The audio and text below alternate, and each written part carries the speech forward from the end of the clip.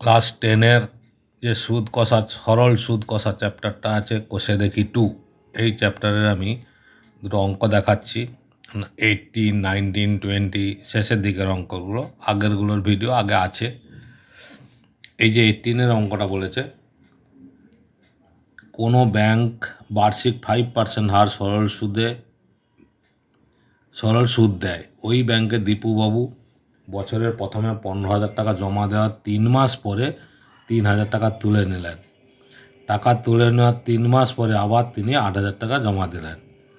তাহলে ওই বছরের শেষে দীপুবাবু সুদে আসলে কত পাবে?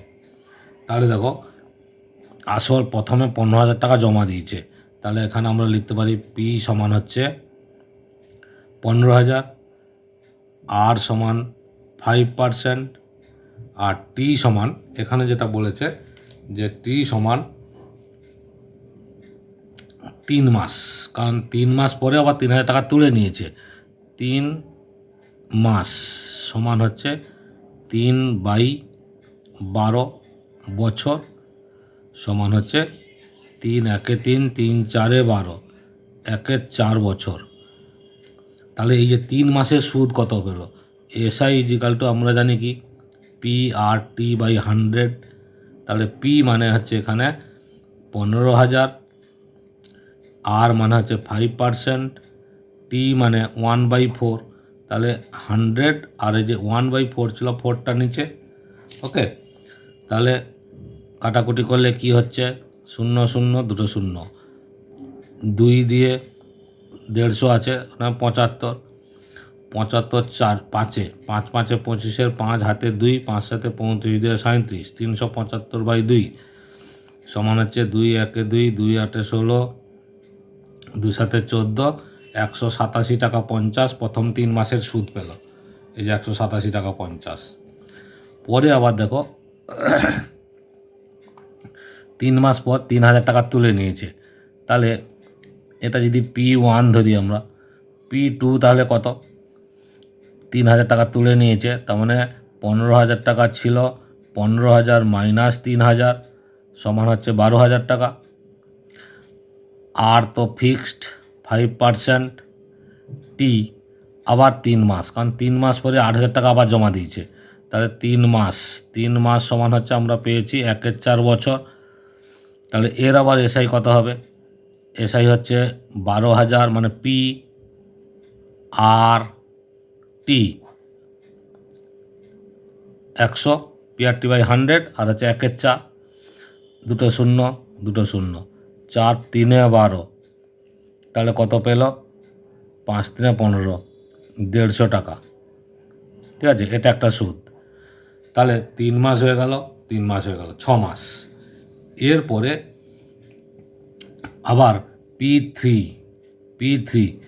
12,000 টাকা ছিল, সঙ্গে আবার 8,000 টাকা জমা দিয়েছে, তাহলে তার কত হয়ে গেল? 20,000 টাকা। আর ফিক্সড 5%, টি দেখো এখানে 3 মাস হয়ে গেছে, এখানে 3 মাস হয়ে গেছে, 6 মাস, আর বাকি রইল হচ্ছে 6 মাস।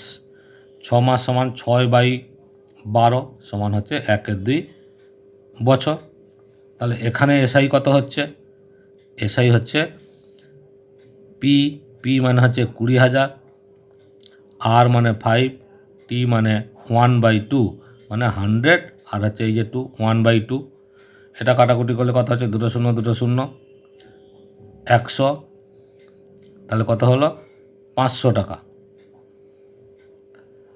ঠিক আছে, তাহলে এই একটা সুদ পেয়েছে, এই একটা সুদ পেয়েছে, এই একটা সুদ পেয়েছে, আর আসল ছিল হচ্ছে 20,000 টাকা। তাহলে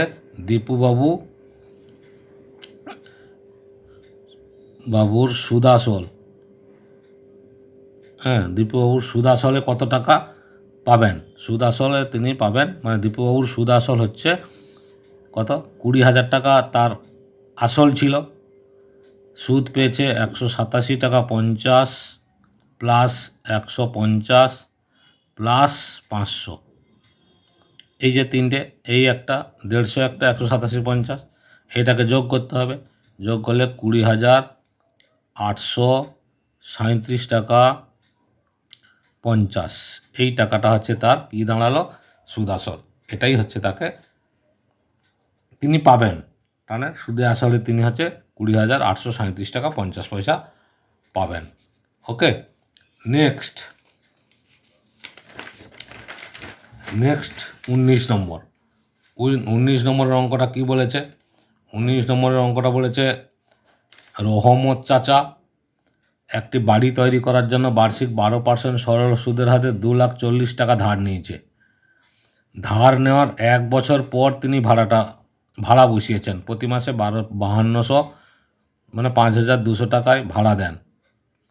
ধার নেওয়ার কত বছর পর তিনি বাড়ি ভাড়ার টাকা আয় থেকে, মানে বাড়ি ভাড়ার টাকা নিয়ে ব্যাংকের টাকা শোধ করবে, পকেট থেকে 1 টাকাও খরচ করবে না। তাহলে পি ইজিক্যাল টু তাহলে কত? 2,40,000। আর ইজিক্যাল টু 12%। ওকে, 12%। আর টাইম কত বছরের জন্য নিয়েছে বলেনি, 1 বছর পর ভাড়াটে বসিয়েছে, তাহলে ধরি 1 বছর। তাহলে এখানে এসআই কত হবে? পিআরটি বাই 100, তার মানে 2,40,000 into R into x, PRT by 100। একটা শূন্য দেখো দুটো শূন্য কেটে গেল, তাহলে কত থাকলো? এক্স 12 0 0 12 0 0 12 4 48 4 12 24 4 28,000 এক্স টাকা। তাহলে সুদাসল কত হবে? মানে ব্যাংকে যে দিতে হবে তাকে তো সুদাসল ফেরত দিতে হবে। সুদাসল হচ্ছে 2,40,000 প্লাস 28,800 এক্স টাকা। এই টাকাটা তাকে সুদাসল ব্যাংকে ফেরত দিতে হবে। এই টাকাটা পাবে কোথায়? বাড়ি ভাড়ার টাকা থেকে। এটা মাথায় রাখতে হবে, বাড়ি ভাড়ার টাকা থেকে। বাড়ি ভাড়া বসিয়েছে 1 বছর পর, আর প্রতি মাসে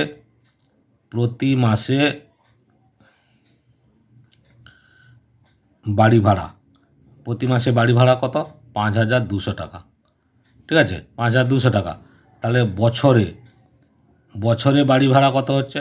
5,200 গুণ 12 টাকা।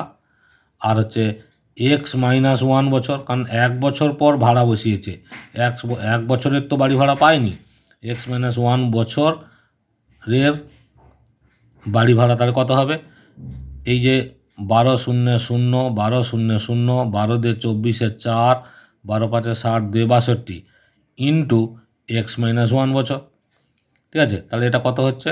62,400 এক্স মাইনাস 62,400। এই টাকাটা নিয়ে ব্যাংকের টাকা শোধ করবে। তাহলে শর্তানুসারে আমরা কী লিখব? শর্তানুসারে তার যে সুদ আসল ছিল, যে টাকাটা সুদ আসলের টাকা যেটা ব্যাংকে ফেরত দিতে হবে, সেটা বাড়ি ভাড়ার টাকা নিয়ে শোধ করবে। তাহলে এই টাকা সমান এই টাকা, বাড়ি ভাড়ার টাকা সমান ব্যাংকের সুদ আসলের টাকা। তাহলে আমরা কী লিখব? 2,40,000 plus 28,800 x is equal to 62,400 x minus 62,400। তাহলে দেখো 2,40,000 প্লাস 62,400, এই যে মাইনাস ছিল এর পাশে চলে গেলো প্লাস, সমান 62,400 এক্স মাইনাস 28,800 এক্স। এইটা আমাদের যোগ বিয়োগ করতে হবে, এটাই সমাধান। তাহলে এটা যোগ করলে কী হচ্ছে?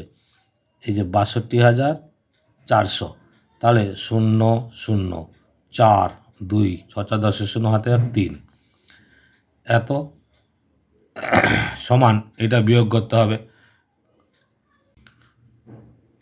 একটু টেকনিক্যাল প্রবলেমের জন্য এই জিনিসটা এইভাবে আমি দেখাচ্ছি।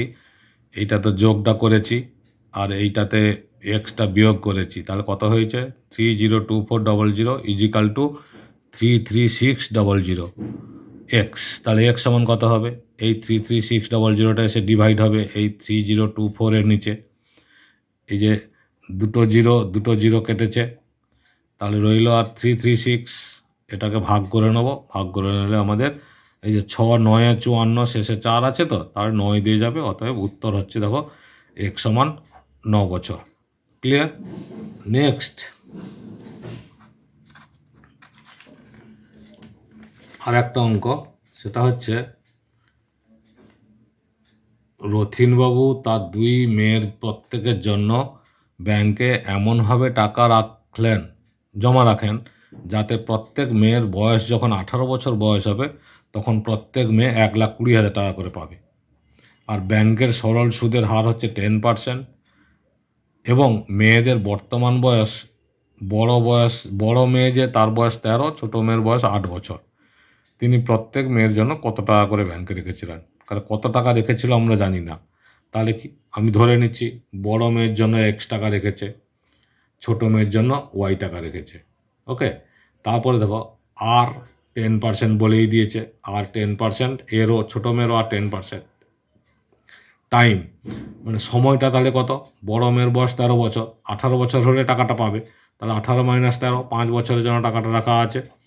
আর ছোটো মেয়ের বয়স হচ্ছে কত? 8 বছর, তার 18 থেকে 8 বছর, কারণ 18 বছর বয়স হলে টাকাটা পাবে। 18 - 8, 10 বছর। ওকে, নেক্সট, তাহলে দুজনের সরল সুদ কত হচ্ছে? সরল সুদটা আমি বার করে নিয়েছি। দেখো P/100, P মানে X, R মানে 10, আর T মানে হচ্ছে 5 বছর। তাহলে X × 10 × 5/100, কাটাকুটি করেছি 10, 10-এ 100, 5, 2-এ 10, তাহলে কত হলো? 2, মানে X/2। এটা সুদ। তাহলে সুদ আসল কত হচ্ছে? দেখো X টাকা তো আসল টাকা ছিল, আসল, আর সুদ হচ্ছে X/2। তাহলে যোগ করলে এই যে 2X + X মানে 3X/2, এই টাকাটা কি? এই টাকাটা হচ্ছে সুদ আসল।